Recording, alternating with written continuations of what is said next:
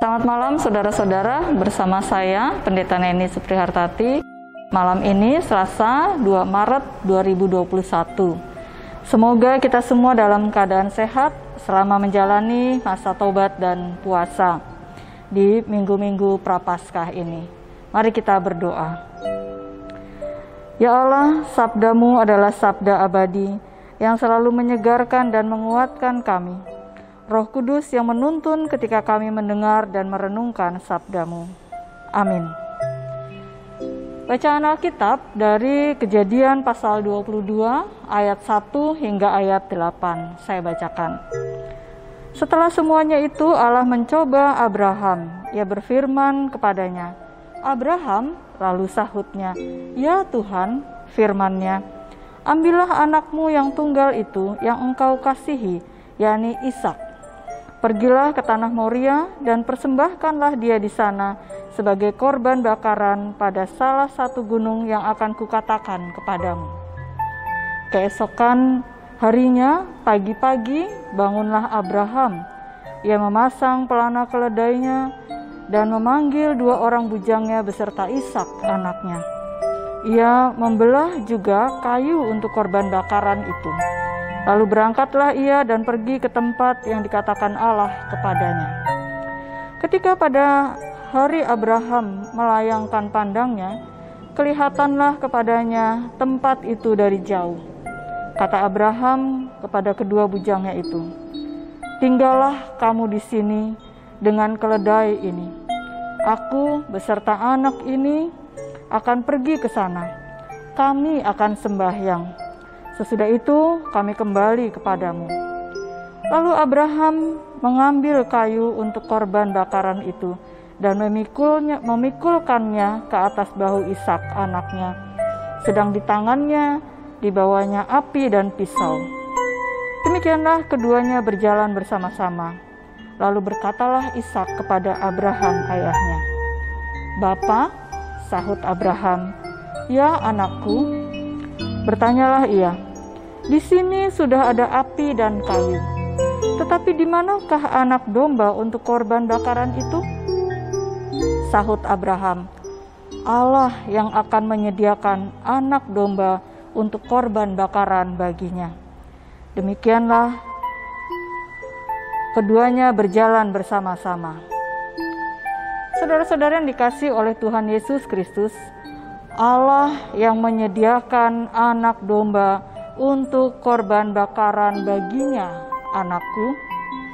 Itulah jawaban Abraham ketika Ishak anaknya bertanya, "Di mana anak domba untuk korban bakaran itu?" Jawaban yang sesungguhnya juga menjadi sejuta pertanyaan bagi Abraham.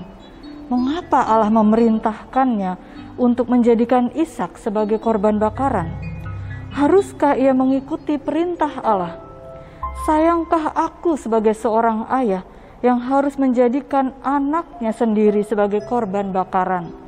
Dan pertanyaan-pertanyaan lain yang ada di kepala Abraham. Tetapi semua pertanyaan itu ia simpan.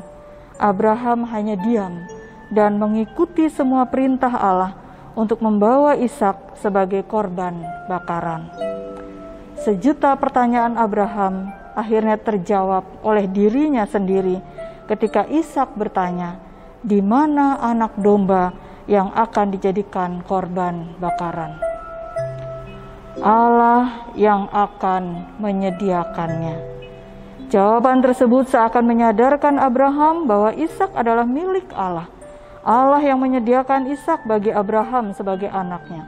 Abraham percaya bahwa Allah juga yang akan menyediakan anak domba korban bakaran. Entah anak domba yang sesungguhnya ataukah Ishak anaknya.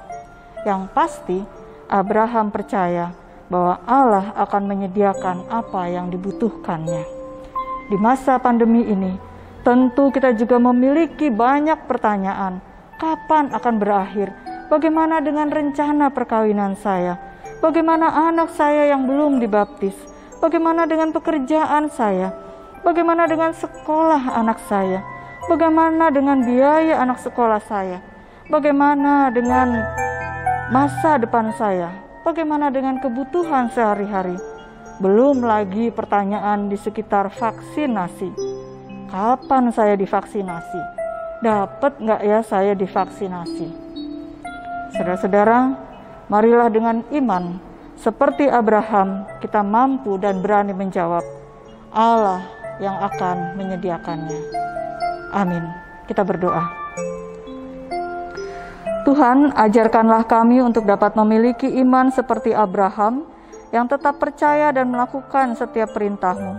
Ajarkan kami untuk dapat seperti Abraham yang mengimani bahwa Engkau memiliki rancangan damai sejahtera dalam hidup kami. Ajarkan kami untuk percaya dan berkata, Allah yang menyediakan bagi kami. Saat ini kami berdoa untuk program vaksinasi yang sedang berlangsung di negeri kami Indonesia. Tolonglah agar program yang telah ditetapkan oleh pemerintah dapat berjalan dengan lancar dan aman. Tolonglah juga agar warga masyarakat dapat mengikuti semua proses sesuai dengan tahap yang telah ditetapkan. Berikanlah kami ketenangan dan kesabaran dalam menunggu giliran untuk mendapatkan vaksin. Dan tolonglah bagi mereka yang sudah mendapatkan vaksin untuk tetap dapat menjaga protokol kesehatan dengan disiplin. Kami berdoa untuk saudara-saudara kami yang masih menjalani isolasi.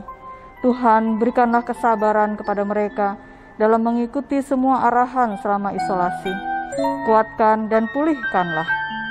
Inilah doa kami yang kami panjatkan dalam pengasihan Tuhan kami Yesus Kristus. Amin. Demikianlah doa malam hari ini. Selamat malam, selamat beristirahat. Tuhan menjaga kita semua.